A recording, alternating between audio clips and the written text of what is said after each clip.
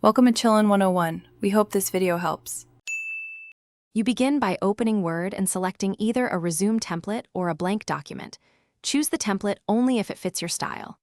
Once done, set the page size to A4 or letter and adjust margins to 1 inch so the layout prints predictably.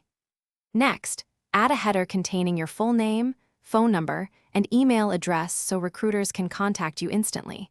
Make sure the font is readable and consistent with the rest of the document. Now create the core sections: a brief professional summary, work experience entries, and education details. Place them in that order unless your situation requires otherwise. Use bullet lists for job responsibilities and measurable achievements, and start each bullet with a strong action verb. Also use word styles, heading 1 for section titles and normal for body text, so spacing and font stay consistent. This helps later edits and ensures sections flow logically when recruiters scan your CV. Finish by proofreading carefully and running Word's spelling and grammar checks. Read aloud to catch awkward phrasing.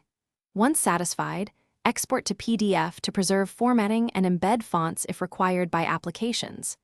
If layout breaks, adjust paragraph spacing and use keep with next, or prevent orphan lines so bullets and headings stay together. If a template misbehaves, clear formatting selectively and reapply styles. This resolves most stubborn alignment and spacing problems quickly. Thanks for watching. Consider subscribing if we helped you.